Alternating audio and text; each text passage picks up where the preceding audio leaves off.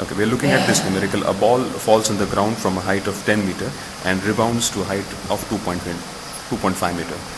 We're expected to calculate the loss in kinetic energy during the collision and the ratio of the velocities before and after the collision. I'll start by drawing a picture. Let us say this is the ground and this is height 10 meters. And the ball is over here. It falls through this height, reaches over here. After it hits the ground, it bounces back and goes along this path. For sake of convenience, I'll show the return journey a little bit over here. So it's over here and this is the return journey, and it goes back up to a height of this distance is 2.5 meters. So what is happening here is that the ball falls, it hits the ground. When it hits the ground, it loses energy and it returns back and is able to go up to height only of 2.5 meters. And we expected to calculate the loss in kinetic energy. Okay.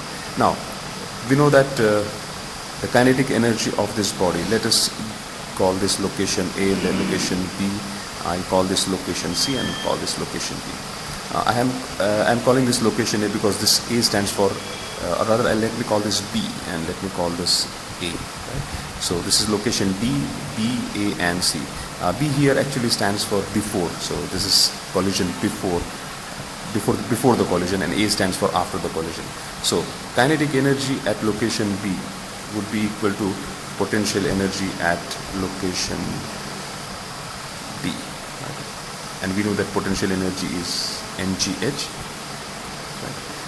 Mass of the body is not been given to us, so we'll take m. G is to be taken as 10 and h is 10. So I'll get 100 m as 100 joule as the kinetic energy before the collision. This is kinetic energy before the collision. Similarly, kinetic energy at location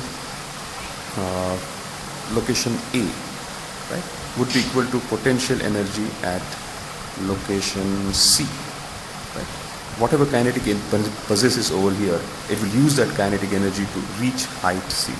So this will be again mgh, m into 10, and the height is 2.5, right?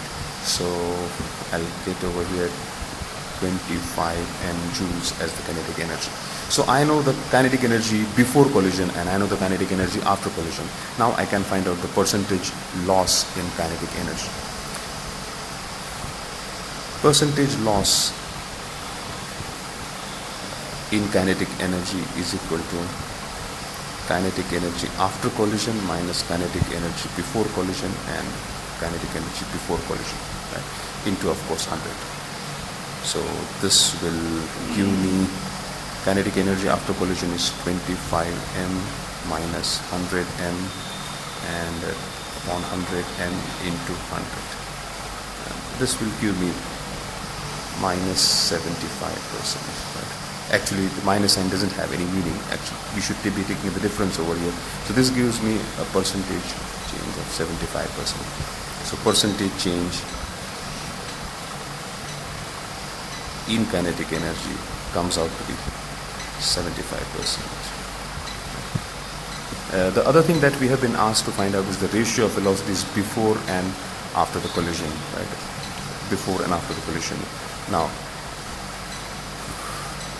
where do I have some space over here? Let me place this space. So kinetic energy before collision is half m vb square, where vb stands for velocity before collision, and similarly kinetic energy after collision is half mva square. Right?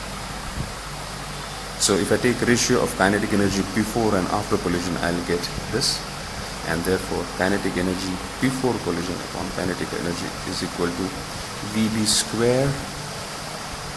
I'm running short of space. I'll just try to squeeze in this over here, vb square upon vb square, and therefore vb upon va will be square root of kb upon ka is equal to, I know the values of kb, where do I have kb? Yes, over here 100 m, and